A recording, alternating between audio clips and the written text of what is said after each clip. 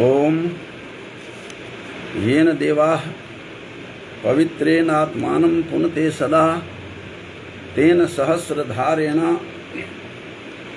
पावमानिः पुनन्तु नः। आज मैं एक नवीन विषय लेकर के उपस्थित हूँ और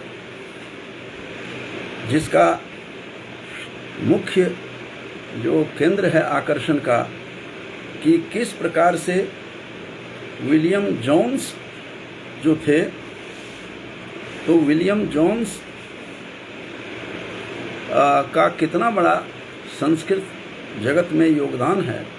तो विलियम जोन्स का संस्कृत जगत में योगदान, विलियम जोन्स का जन्म 1746 में 1746 में हुआ और प्रारंभिक शिक्षा उन्हें हैरो स्कूल में उन्होंने ग्रहण की।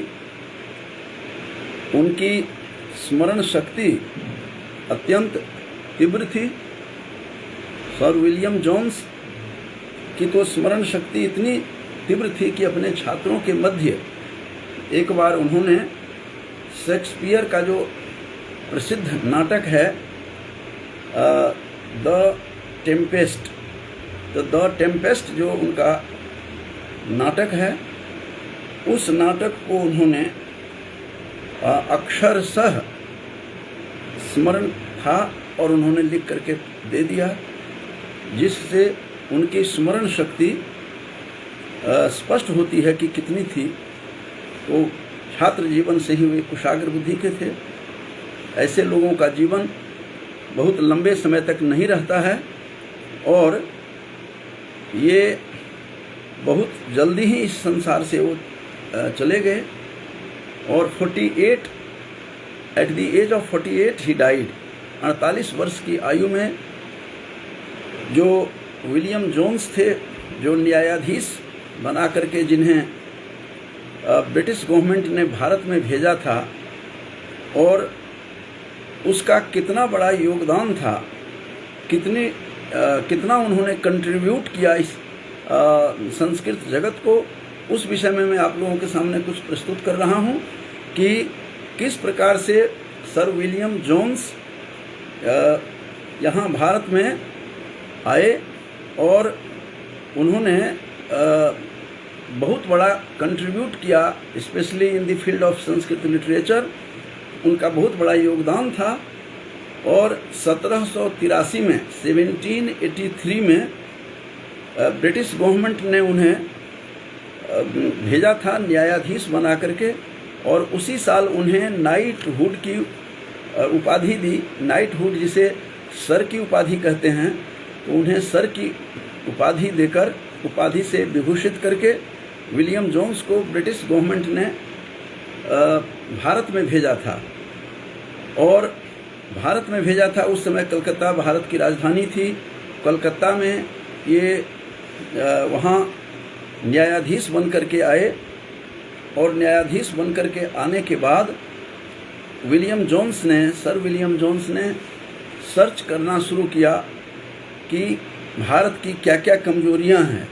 तो भारत की कमजोरियों के ऊपर उसकी नज़र गई और जहाँ भी वो जाते थे वैदिक मंत्रों की ध्वनि सर्वत्र वहाँ पर ध्वनित हो रही थी।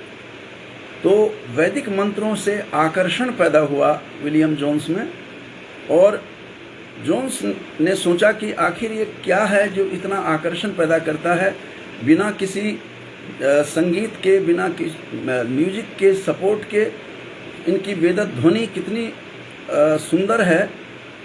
उस वेदों की ध्वनि से आकर्षित होकर उसने वेदों की तरफ आकृष्ट हुए, पढ़ने की इच्छा जागृत हुई। लेकिन सर विलियम जोन्स को कोई पढ़ाने के लिए तैयार नहीं था। Nobody was ready to teach him, क्योंकि मलेच्छों को उस समय मलेच्छ कह करके इन अंग्रेजों को, अंग्रेजी ऑफिसर्स को, अधिकारियों को लोग पढ़ाने से इनकार कर देते थे। कोई पढ़ाना नहीं चाहता था और ये बहुत बड़े इनकी बुद्धि प्रखर थी। जैसा कि मैंने बताया था कि शेक्सपियर का बड़ा प्रसिद्ध नाटक है द टेम्पेस्ट। तो टेम्पेस्ट जो नाटक है, उस नाटक को उन्होंने, इतनी स्मरण शक्ति थी, मेमोरी पावर इतना शार्प इनका था कि उन्होंने सब कुछ कंठस्थ कर लिया था और उस पर शब्दशः लिख करके उन्होंने दे दिया था, एक एक अक्षर लिख करके दिया था। और 1764 में ऑक्सफोर्ड यूनिवर्सिटी के कॉलेज में उनका नामांकन होता है, या विलियम जोन्स का। और इतने तीव्र बुद्धि के थे कि उन्होंने कॉलेज की शिक्षा समाप्त कर जोन्स कानून का अभ्यास किया और लॉ किया, जैसा कि मैंने बताया था। तो बैरिस्टर की परीक्षा भी पास की। 1974 में वकालत आरंभ की। इस व्यवसाय को उन्होंने केवल धनोपार्जन के लिए नहीं अपनाया, केवल धन कमाने का साधन नहीं बनाया उन्होंने एलएलबी का। उस जमाने में जो 1774 की कहानी सुना रहा हूँ, उस समय उन्होंने एलएलबी करके और व्यवसाय में आए। लेकिन उनकी ललक कुछ और थी। वे बहुत बड़े अच्छे कवि थे, इसके सर विलियम जोन्स, और बहुत बड़े साधारण कवि नहीं थे, और इसके बहुत बड़े राइटर थे। गद्य के साहित्य को भी की रचना करने में भी उनकी रुचि अपार थी। और उनके बारे में कहा जाता है कि सर विलियम जोन्स वे कवि के साथ साथ गद्य के लेखक थे, काव्य समीक्षक थे, अनुवादक थे, और उन्होंने बहुत सारा कंट्रीब्यूट किया इस संस्कृत जगत को, काफ़ी कंट्रीब्यूट किया। और सर विलियम जोन्स को, जैसा कि मैंने बताया था, 1783 में ईस्ट इंडिया कंपनी ने उन्हें कलकत्ता में स्थित जो सुप्रीम कोर्ट न्यायालय थी, और उस वहाँ पर उन्होंने न्यायाधीश उनको नियुक्त किया गया। और जब वो भारत में आते हैं, उसी साल, जैसा कि मैंने पहले बताया कि नाइटहुड की उनको उपाधि, सर की उपाधि से उसको विभूषित किया। अंग्रेज सरकार की ये बहुत बड़ी उपाधि मानी जाती थी। और वो 1783 में भारत में आते हैं, और संस्कृत सीखने की उनकी ललक तीव्र होती है। मेरा जो आज का विषय है कि सर विलियम जोन्स का क्या कंट्रीब्यूशन था संस्कृत जगत में, इस विषय पर मैं कुछ प्रकाश डालना चाहता हूँ। और भारत में वो आते हैं, वो पढ़ने के लिए इधर उधर लोगों को पूछा, कोई भी उनको पढ़ाने के लिए तैयार नहीं थे उस समय। लेकिन एक रामलोचन, प्रोफेसर रामलोचन थे, आचार्य रामलोचन, जो नादिया, जो आज बंगाल का जो ज़िला है, वहाँ एक बड़ी प्रसिद्ध यूनिवर्सिटी थी, विश्वविद्यालय था, जो हिंदू विश्वविद्यालय के नाम से बड़ा प्रसिद्ध था। और उस हिंदू विश्वविद्यालय के एक प्रोफेसर थे जिनका नाम था रामलोचन, प्रोफेसर रामलोचन। वो बहुत बड़े विद्वान थे। उन्होंने स्वीकार किया और प्रचुर मात्रा में पर्याप्त उसको धन दे करके देने की बात भी कही उन्होंने, विलियम जोन्स ने। और उन्होंने कहा कि मैं पढ़ना चाहता हूँ। संस्कृत की जो ललक थी, संस्कृत पढ़ने की जो उनकी रुचि थी, वह इतनी तीव्र थी कि उनको जब कोई चाहता है जिस काम को, तो वह रास्ता भी उसको स्वतः मिल जाता है। तो where the will there is way, तो जहाँ पर जिसकी इच्छा जगती है तो रास्ता भी निकल आता है। तो प्रोफेसर रामलोचन नाम के जो थे आचार्य, उन्होंने पढ़ाने के लिए तैयार हुए। लेकिन उन्होंने कहा कि with some conditions I will teach you, William Jones को कहा। तो कंडीशंस उनकी क्या क्या थी? एक तो उन्होंने कहा कि तुम बग्गी पर उस ज़माने में आते थे, रथ पर, उन्होंने कहा तुम उस पर नहीं आओगे और तुम नीचे बैठोगे, चटाई पर बैठता था। और स्वयं वो आचार्य जो थे ऊंचे पर बैठते थे, क्योंकि अंग्रेज़ों से परहेज था, अंग्रेज़ों को पढ़ाना नहीं चाहते थे लोग। लेकिन वो तैयार हो गए। इतने जिज्ञासु छात्र के रूप में वो अपने आप को प्रस्तुत किया कि प्रतिदिन साष्टांग प्रणाम करते थे, भूमिनिष्ठ हो करके उनको प्रणाम करते थे, साष्टांग प्रणाम। और ये प्रतिदिन की प्रक्रिया थी। और उनको चरण स्पर्श करके प्रणाम करते थे, फिर चटाई पर नीचे बैठते थे और फिर आचार्य उन्हें पढ़ाना प्रारंभ करते थे। और इतने बड़े जिज्ञासु, इतनी बुद्धि की, प्रखर बुद्धि की थी। जैसा कि मैंने बताया था कि उन्होंने शेक्सपियर का द टेम्पेस्ट नाम के इस नाटक को उन्होंने अक्षरशः लिख करके दे दिया था। स्मरण शक्ति उनकी बड़ी तीव्र थी और उन्होंने वहाँ से, जैसा कि बताया था कि 1783 में 1783 में भारत में आते हैं न्यायाधीश बन करके कलकत्ता में, और वहाँ पढ़ाना शुरू करते हैं। उस समय लोगों में यह धारणा थी कि हम म्लेच्छ को नहीं पढ़ाएंगे, लेकिन फिर वह अध्यापक मान जाते हैं। और मानने के बाद इसको आप रूढ़िवादी भी कह सकते हैं, इसको आप अंग्रेज के प्रति आक्रोश भी कह सकते हैं कि कोई उन्हें पढ़ाना नहीं चाहते थे। लेकिन ये इतने विनम्र थे कि वो चटाई पर बैठ करके, और गुरु उनके ऊपर बैठते थे मंच पर, और फिर जाकर के पढ़ाते थे। और पढ़ने के बाद बहुत बड़ा बदलाव देखने को मिला। उन्होंने अध्ययन करने के बाद विलियम जोन्स ने सबसे, और 83 में तो आते हैं, 84 में उन्होंने एशियाटिक सोसाइटी जो उन्होंने थी वहाँ पर उन्होंने उसकी स्थापना की। 1784 में एशियाटिक सोसाइटी जो है वहाँ पर उसकी स्थापना की कलकत्ता में, जो आज भी वहाँ पर बहुत सारा काम हो रहा है।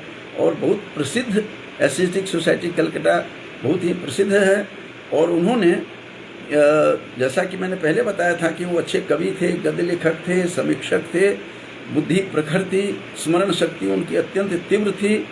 और उसके बाद वो चटाई पर बैठते थे और अपने श्रद्धावान एक छात्र के समान वहाँ पर पढ़ते थे। और पढ़ने के बाद उन्होंने बहुत सारा काम किया। भारतीय भाषा के बारे में उनका बहुत बढ़िया विचार था। उन्होंने कहा था कि यह संस्कृत भाषा ग्रीक से भी अधिक पूर्ण है, कंप्लीट है, और लैटिन से भी अधिक समृद्ध है संस्कृत भाषा, और दोनों से अधिक परिष्कृत है। ये उन्होंने यह बात कही थी, विलियम जोन्स ने कही थी कि संस्कृत की जो भाषा है वह अत्यंत महत्वपूर्ण है, विशेष रूप से जीवन में, मानव के जीवन में। और यह भाषा ग्रीक से अधिक पूर्ण है, क्योंकि ग्रीक बड़ी पुरानी भाषा है, ग्रीक भी मानी जाती है।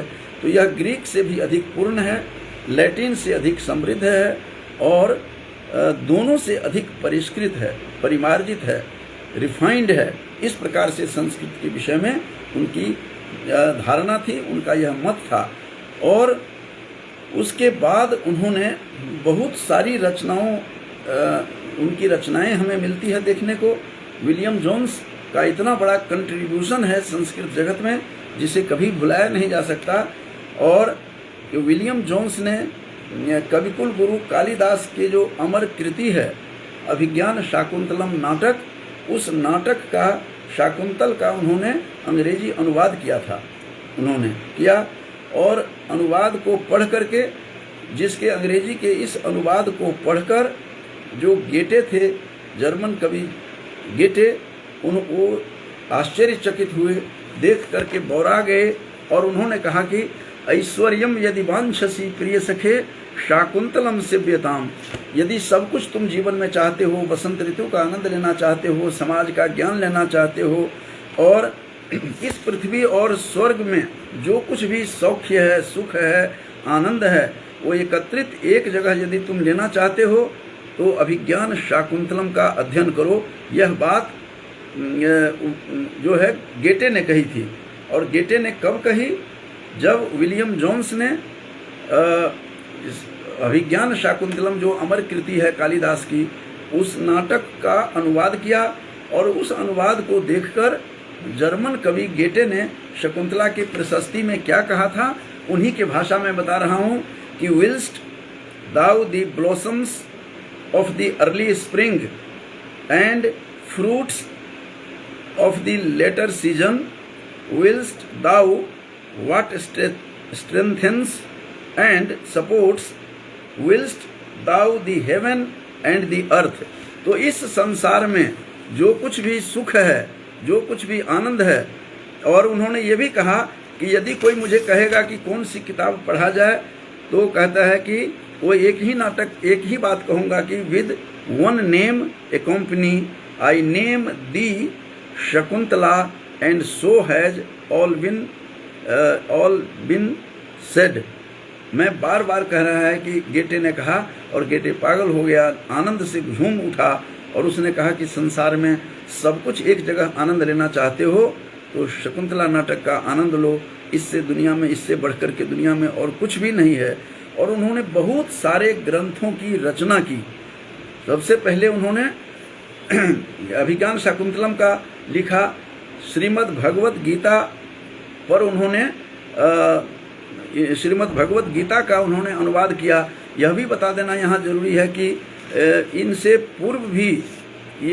पूर्व विल्किंस ने 1785 में श्रीमद् भगवत गीता का सर्वप्रथम अनुवाद किया था, और उसके बाद इनकी भी कलम चली, और इन्होंने अभिज्ञान शाकुंतलम के बाद श्रीमद् भगवत गीता का भी अनुवाद किया, और मनुस्मृति का भी उन्होंने अनुवाद किया। लेकिन बड़ी दुख की बात थी कि उनके मरने के बाद, क्योंकि बहुत जल्दी इस संसार से वो चले गए, 48 वर्ष की आयु में इस संसार से चले गए, और उनके निधन के 1984 में वे कलकत्ता में 1884 में जाकर के फिर इनकी जो मनुस्मृति थी, जो इन्होंने अनुवाद किया, उन्होंने उसको 100 वर्ष मृत्यु के बाद इस ग्रंथ का प्रकाशन हुआ, मनुस्मृति का। और मनुस्मृति के ऊपर मुख पृष्ठ पर ही लिखा हुआ है कि the institute of Hindu law. यदि आप भवानी लाल भारती का यदि ये बड़ी पुस्तक बहुत ही महत्वपूर्ण है, डॉक्टर भवानी लाल भारती जो पंजाब विश्वविद्यालय में जो वहाँ अध्यक्ष भी थे, प्रोफेसर थे, जिनसे मेरा सीधा संपर्क भी रहा है, उन्होंने जर्मनी के संस्कृत विद्वान नामक जो पुस्तक है उसमें पूरा डिटेल में उन्होंने इसके विषय में लिखा है। और वो लिखते हैं, उन्होंने कहा भी है कि इनके मुख पृष्ठ पर ही जो 100 साल बाद इसका अनुवाद हुआ, चूँकि जल्दी उनकी मृत्यु हो जाती है, और उस पर सबसे ऊपर में लिखा हुआ है the institute of Hindu law. चूँकि वो खुद लॉ के विद्यार्थी थे, मनुस्मृति जितने भी लोग होते हैं आज के लॉयर्स होते हैं, वो मनुस्मृति भी पढ़ते हैं, चूँकि हिंदू लॉ पूरा का पूरा उसमें डिटेल में बताया गया है कि किसको कौन से हिस्से मिलना चाहिए, किसका क्या नहीं मिलना चाहिए।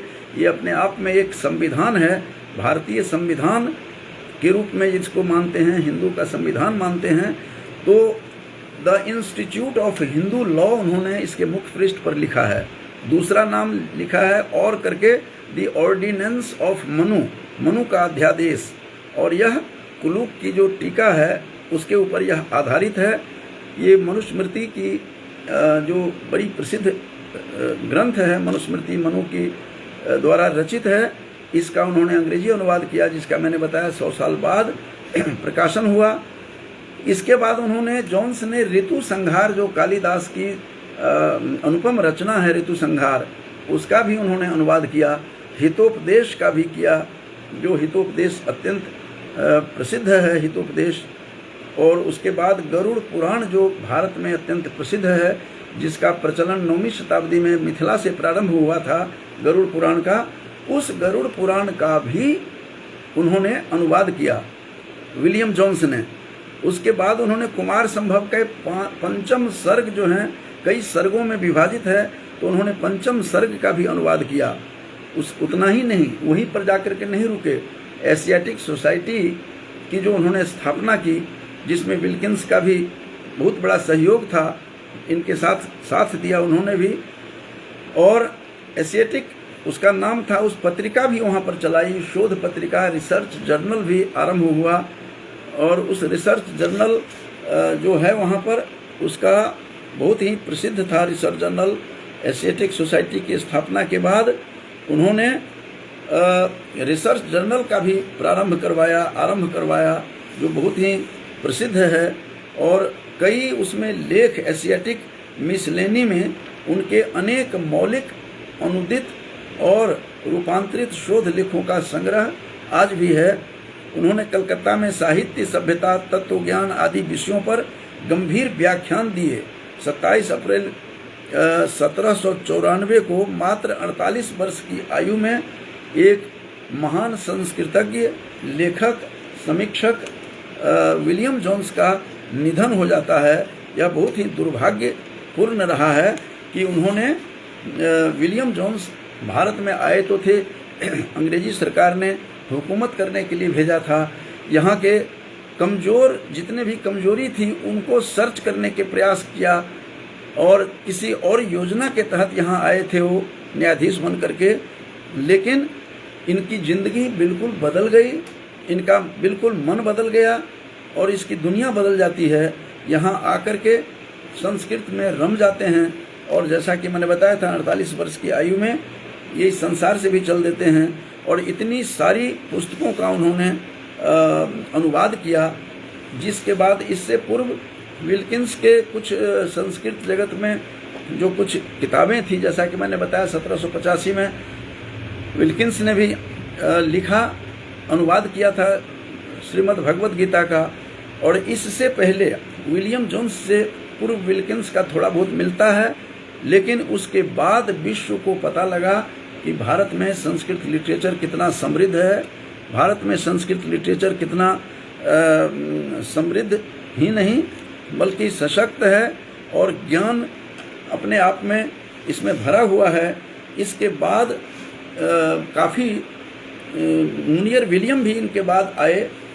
इसके लिटरेचर के बाद विलियम जोन्स की रचनाओं के बाद में काफ़ी मुनियर विलियम भी आए भारत में। उन्होंने भी अंग्रेजी संस्कृत कोश भी लिखा, इंग्लिश संस्कृत डिक्शनरी। उसके बाद एक उनकी इंडियन विजडम करके भारतीय प्रज्ञा भी मुनियर विलियम का बहुत ही प्रसिद्ध ग्रंथ है, जो अत्यंत प्रसिद्ध है। भारत अभिज्ञान शाकुंतलम पर भी मुनियर विलियम ने लिखा। आज हालांकि यद्यपि मेरा वक्तव्य जो है मुनियर विलियम पर नहीं है, जो न्यायाधीश बन कर के आए थे विलियम जोन्स पर मेरा वक्तव्य है, लेकिन साथ साथ बता देना आवश्यक है कि मुनियर विलियम बहुत बड़े इंडोलॉजिस्ट थे, बहुत बड़े संस्कृतज्ञ थे और इंग्लिश संस्कृत डिक्शनरी जैसा कि मैंने बताया बहुत ही प्रसिद्ध है। और भारतीय प्रज्ञा, इंडियन विजडम इनका काफ़ी प्रसिद्ध पुस्तक है। अभिज्ञान शाकुंतलम पर बहुत बढ़िया इनका उत्तम कृति भी है, इनका अनुवाद है उस पर, अभिज्ञान शाकुंतलम पर, जिसका बाद में इसको री-एडिट किया है हमारे एक अनुज कल्प जो प्रोफेसर पंडा हैं, नरसिंह चरण पंडा, उन्होंने इस पर फिर बाद में दोबारा इसका एडिट किया है। तो इस प्रकार से साथ साथ ये भी बता दूं कि मुनियर विलियम के इनके साथ साथ मुनियर विलियम की चर्चा कर रहा हूं। मुनियर विलियम वही थे बंधुओं जिनकी मुलाकात मुंबई में धर्म सम्मेलन में एक प्रसिद्ध दार्शनिक, प्रसिद्ध भारत के ऋषि महर्षि दयानंद से भी इनकी मुलाकात होती है। महर्षि दयानंद से मुनियर विलियम की मुलाकात होती है बॉम्बे में, और मुनियर विलियम ने महर्षि दयानंद से यह पूछा कि हे महर्षि, धर्म क्या है, व्हाट इज़ धर्म, धर्म आखिर है क्या। तो उन्होंने महर्षि दयानंद ने मुनियर विलियम को कहा था और बहुत ही महत्वपूर्ण बात बताई, और उन्होंने कहा कि धर्म की परिभाषा उन्होंने नई गढ़ी और उन्होंने कहा कि पक्षपात रहित न्याय करना ही धर्म है। धर्म की उन्होंने नई परिभाषा दी, मुनियर विलियम को बताई उन्होंने परिभाषा, और महर्षि दयानंद ने कहा कि पक्षपात रहित न्याय करना ही धर्म है। तो उस समय पक्षपात देखा होगा, महर्षि दयानंद ने किस परिस्थिति में वहाँ आए होंगे, उन्होंने सब कुछ देखा होगा। तो मेरा जो आज का जो वक्तव्य है वह इतना है कि सर विलियम जोन्स जो थे, जो 1783 में उनको अंग्रेजी सरकार ने, अंग्रेजी हुकूमत ने भारत में न्यायाधीश बना करके कलकत्ता में भेजा, और उन्हें भेजने के बाद उनकी ललक, उनकी रुचि, उनकी तड़प संस्कृत के पढ़ने की तरफ हुई। कोई पढ़ाना नहीं चाहता था, और नादिया हिंदू विश्वविद्यालय के एक प्रोफेसर आचार्य ने, रामलोचन ने उनको कहा कि मैं तुझे पढ़ाऊंगा, लेकिन शर्तों पर पढ़ाऊंगा। इतने विनम्र शिष्य के रूप में वहाँ पर प्रस्तुत करते हैं अपने आप को, वो नीचे बैठते हैं, शर्तों पर पढ़ाई कि बग्गी को तुम दूर रखोगे। और इन सभी शर्तों को मंजूर करके, स्वीकार करके विलियम जोन्स ने किस प्रकार संस्कृत की शिक्षा लेते हैं, संस्कृत की शिक्षा ली और एशियाटिक सोसाइटी कलकत्ता की स्थापना करवाई। 83 में आए, 84 में उन्होंने स्थापना करवाई, और स्थापना के बाद अनेकानेक पुस्तकों की रचना की। जैसा कि मैंने बताया था, मनुस्मृति का अनुवाद किया था, और सर्वप्रथम मनुस्मृति का अनुवाद इन्होंने किया। लेकिन 48 साल की आयु में चूँकि ये चले जाते हैं संसार से, इसीलिए 100 साल बाद इसका फिर प्रकाशन होता है। और इन्होंने कालिदास की जो रचना है अभिज्ञान शाकुंतलम, जैसा कि मैंने बताया था, अभिज्ञान शाकुंतलम का इन्होंने अनुवाद किया संस्कृत में, जिसे गेटे पढ़ करके अचंभित हो गया और कहा कि यदि जीवन का आनंद लेना चाहते हो तो शाकुंतल पढ़ो। श्रीमद् भगवत गीता का अनुवाद किया। ऋतु संहार जो कालिदास की अनुपम रचना है, उसका अनुवाद किया। हितोपदेश का, गरुड़ पुराण का, मैं एक बार दोहरा देता हूँ सबको, क्या क्या कृतियाँ हैं, कौन कौन सी कृतियाँ हैं उनकी, कितना कंट्रीब्यूशन था उनका। तो गरुड़ पुराण का भी अनुवाद किया था, जो गरुड़ पुराण 9वीं शताब्दी में मिथिला में इसका प्रचलन आरंभ हुआ था। तो जिस गरुड़ पुराण का, उस गरुड़ पुराण का भी विलियम जोन्स ने अंग्रेजी में अनुवाद किया, और कुमार संभव के पंचम सर्ग को भी उन्होंने अनुवाद किया। एशियाटिक मिसलेनी में अनेक इनके शोध ग्रंथ थे, और जो शोध पत्रिका में इनके कई शोधालेख छपे हैं।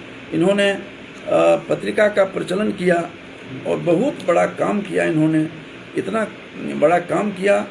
और 83 में आते हैं, 84 में एशियाटिक सोसाइटी की स्थापना करवाते हैं, और इतना बड़ा काम हुआ। स्मरण शक्ति तो इनकी इतनी थी कि बताया था कि टेम्पेस्ट जो अमर कृति है शेक्सपियर की, उसको कंठस्थ करके उन्होंने समग्र एक एक अक्षर करके लिख करके दिया था। तो इस प्रकार से उन्होंने थोड़ी ही आयु में, संयोग ऐसा था कि 48 वर्ष की आयु में इस संसार से चल बसते हैं, और इतना बड़ा उनका कंट्रीब्यूशन था। तो आज मैंने इतना ही भर कहना था इनके बारे में कि जो विलियम जोन्स थे, जिन्हें सर की उपाधि, नाइटहुड की उपाधि अंग्रेजी सरकार ने, अंग्रेजी हुकूमत ने इनको 1783 में दी, और तभी उसी साल इन्होंने न्यायाधीश बना करके, ब्रिटिश गवर्नमेंट ने भारत में उनको भेजा था न्यायाधीश बना करके। लेकिन इन्होंने इतना बड़ा काम किया, बहुत सारा काम किया उन्होंने, और संस्कृत को समृद्ध करने के लिए खुद भी उन्होंने बहुत बड़ा कंट्रीब्यूट किया इसमें। और मनुस्मृति का तो लिखा उन्होंने, लेकिन 100 साल बाद इनके मरने के बाद इसका अनुवाद हुआ, और अनुवाद इतना बढ़िया था, जिस मनुस्मृति का इन्होंने नाम दिया दी ऑर्डिनेंस ऑफ मनु, मनु का अध्यादेश नाम दिया। और मनु का इस प्रकार से मनुस्मृति का उन्होंने बहुत काम किया। मनुस्मृति के ऊपर विनम्र छात्र की तरह उन्होंने अध्ययन किया। तो कई चीज़ें इनको सीखने को मिलती हैं इनसे, कि एक अच्छे विद्यार्थी की तरह, विनम्र छात्र की तरह किस प्रकार से किसी से भी ज्ञान लेना हो, ज्ञानार्जन करना हो, तो आपको झुक करके लेना पड़ेगा। और उन्होंने जो शर्तें रखी, पंडित रामलोचन ने, जो नादिया उस समय हिंदू विश्वविद्यालय, उस ज़माने में हिंदू विश्वविद्यालय वहाँ चल रहा था, बाद में बनारस में हिंदू विश्वविद्यालय की स्थापना होती है। तो नादिया में, बंगाल में एक प्रोफेसर से, एक आचार्य से इन्होंने संस्कृत का अध्ययन किया। अध्ययन करने के बाद एशियाटिक सोसाइटी की स्थापना की, जिसके मुखपत्र पर ही, और जैसा कि मैंने बताया था, इनका एक एशियाटिक रिसर्चेज नाम से इनकी एक जो वहाँ पत्रिका थी, वो पत्रिका का प्रारंभ हुआ, उसके प्रथम अंक में ही प्रकाशित किया गया, और मुखपत्र के ऊपर में बहुत कुछ इन्होंने रचना की एशियाटिक सोसाइटी में के तहत। मैं कभी अब अपने दूसरे व्याख्यान में बताऊंगा कि इन्होंने जो एशियाटिक सोसाइटी की स्थापना की कलकत्ता में, जो आज भी सुचारू रूप से वह काम कर रही है, वह संस्था इतनी बड़ी संस्था है, इतना बड़ा रिसर्च हुआ, खास करके ऋग्वेदों का कि पर कितने भाष्य लिखे गए, विदेशी विद्वानों ने क्या क्या ऋग्वेद के भाष्य लिखे, और विशेष रूप से यहीं पर एशियाटिक सोसाइटी के अंतर्गत जिसकी स्थापना विलियम जोन्स ने करवाई थी, क्या क्या हुआ ऋग्वेद के ऊपर, कौन कौन से किस विदेशी लेखकों ने क्या क्या कंट्रीब्यूट किया, इसके बारे में दूसरी व्याख्यान में बताऊंगा। साथ में यह भी बताऊंगा कि भारतीय विद्वान प्राचीन हमारे कौन कौन से ऋग्वेद के भाष्य थे, ऋग्वेद पर कमेंट्री लिखी गई। तो आज का मेरा बस इतना भर था कि 48 साल में इस महान पंडित विलियम जोन्स का निधन हो जाता है, मर जाते हैं, इस संसार से चले जाते हैं, लेकिन कितना बड़ा काम किया होगा। भारत में आया, संस्कृत भाषा सीखी, मूल रूप से ये लॉयर थे, न्यायाधीश बन करके आए थे, और वैदिक मंत्रों का जो उच्चारण चलता था उन दिनों, उससे आकर्षित होते थे। वैदिक ध्वनि जब चलती थी, ओम इदं नमः ऋषिभ्यः, तो इस तरह के जो स्वर सुन करके उनको आकर्षित किया। फिर संस्कृत पढ़ाने के लिए कोई तैयार नहीं होते थे, चूँकि मलेच्छों को पढ़ाना अच्छा नहीं समझते थे लोग, और अंग्रेजी हुकूमत से वैसे भी घृणा थी लोगों में। लेकिन जिस पंडित ने पढ़ाया, पंडित रामलोचन जी ने, मैं उनको भी नमन करता हूँ। यदि वो नहीं पढ़ाते तो ये नहीं लिख पाते। इनके लिखने के बाद 1784 के बाद जो प्रकाशन हुई, इनके ग्रंथ सब रचनाएं निकली, तब जाकर के विश्व में लोगों को पता लगा कि भारतीय साहित्य क्या है, भारतीय मेधा क्या है, और भारतीय टैलेंट क्या है। जिस मेधा के बारे में कहते हैं, याम मेधाम देवगण पितरश्चोपासते, जिनको देवगण और पितर लोग जिनकी उपासना करते हैं, उस मेधा कैसी मेधा थी, किस प्रकार की बातें थी, मनुस्मृति पर उन्होंने पूरा अनुवाद किया। ये भी कहा जाता है कि बहुत दिनों तक वो अचंभित रहे मनुस्मृति का वह श्लोक देख करके, जिसमें कहा गया है कि हम भारतीयों ने संपूर्ण विश्व को अपने आचरण से, अपने चरित्र से दुनिया को शिक्षा दी है। उस पंक्ति को देख करके वो आकर्षित हुए थे, ऐसा भी विद्वानों का कथन है। जो श्लोक है कि एतद् देश प्रसूतस्य, मनुस्मृति का श्लोक, एतद् देश प्रसूतस्य सकाशात अग्रजन्मनः स्वम स्वम चरित्रम शिक्षेरन पृथिव्याम सर्वमानवाः। इस पृथ्वी पर समस्त मानव को उन्होंने अपने ज्ञानांजन शलाका से उन्होंने नेत्रोन्मीलित किया था, आंखें खोली थी। तो इस प्रकार से इतना काम हुआ। तो विलियम जोन्स का बहुत बड़ा कंट्रीब्यूशन है, लेकिन दुर्भाग्यवश वो 48 वर्ष की आयु में ही इस संसार से चल बसते हैं। और इतना बड़ा कंट्रीब्यूट किया, इतना बड़ा काम किया, जबकि इससे पूर्व भी हमारे पास एक से एक मेधा थी। उसकी चर्चा मैं पहले ही कर चुका हूँ कि संग आदि शंकराचार्य भी द्वात्रिंशत मुनिरभ्यगात 32 वर्ष में चले जाते हैं, और कितना कुछ लिखा है। हमारे पास पूरा रिकॉर्ड है, पूरा प्रमाण है। यह बात अलग है। हमारे पास शंकर भी हैं, जिन्होंने अपूर्णे पंचमे वर्षे वर्णयामी जगत्त्रयम् कहने वाले भी हैं। लेकिन दूसरे प्रदेश के अंग्रेजी हुकूमत से आने वाला एक आदमी जो आया किसी और कारण से, लेकिन भारतीय साहित्य को देखकर, भारतीय मेधा को देख करके वह किस प्रकार से अचंभित होता है, और अचंभित होकर के ज्ञान अर्जन किया और काफ़ी कुछ अनुवाद किया। और ये उन्हीं की भाषा है कि भारतीय साहित्य कैसा है, भारतीय संस्कृत भाषा कैसी है। उसके विषय में एक बार और दोहरा करके उस पंक्ति को समाप्त करूंगा। यह भाषा ग्रीक से भी अधिक पूर्ण है, लैटिन से भी अधिक समृद्ध है, तथा दोनों भाषाओं से अधिक परिष्कृत है, परिमार्जित है, रिफाइंड है। ये बात उन्होंने विलियम जोन्स ने यह बात कही थी। तो किस प्रकार से यहाँ आए और क्या क्या काम किया उन्होंने। एशियाटिक रिसर्चेज की भी स्थापना की, जो 1794 में इसका प्रकाशन होता है। बहुत सारे साहित्य इसके माध्यम से जानकारी मिलती है, पूरे विश्व की आंखें खोली जाती है। और इससे पूर्व विल्किंस आए थे और इससे पूर्व किसी को पता नहीं था कि हमारे पास भारतीय मेधा क्या है, इंडियन माइंड क्या है, हमारा टैलेंट क्या है। तो इस प्रकार से आज का मेरा यही वक्तव्य था कि विलियम जोन्स का संस्कृत जगत में क्या योगदान है, कितना कंट्रीब्यूशन है। तो इस कंट्रीब्यूशन के विषय में मैंने आप लोगों को बताया है। इन्हीं शब्दों के साथ समाप्त करने से पहले बहुत लोग जुड़े हुए थे इसमें। हमारे एक साथी कुलभूषण सैनी जी भी जुड़े हुए थे इससे पहले, राजकुमार जी भी जुड़े हुए हैं, राजवीर भारद्वाज जी हैं, अशोक कुमार झा जी हैं, और हमारे सहपाठी श्याम सुंदर झा जी भी हैं, और दूसरे सहपाठी हमारे ही गांव से विपिन प्रसाद जी भी जुड़े हुए हैं। तो सभी को मैं शुभकामनाएं देता हूं। एक हमारे शिष्य कल पटना से भी रवि चौरसिया जुड़े हुए थे, तो सभी को मैं शुभकामनाएं देते हुए, तो आज का मेरा यही था वक्तव्य कि विलियम जोन्स जो थे, जो किस प्रकार से न्यायाधीश बना करके भेजा जाता है अंग्रेजी सरकार के द्वारा, और आकर के वह किसी और दुनिया में कैसे रम जाता है। कोई पढ़ाने वाला तैयार नहीं था, और जब वेदों की ध्वनि सुनते थे तो अपने कर्मचारियों से पूछते थे कि व्हाट इज दिस, ये है क्या। तो लोग कहते थे कि ये वेदों के मंत्र का उच्चारण हो रहा है और आकर्षण होता है।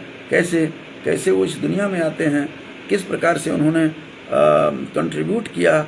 इतना बड़ा कंट्रीब्यूशन था उनका, लेकिन 48 वर्ष की आयु में ही वो यहाँ से चल बसते हैं।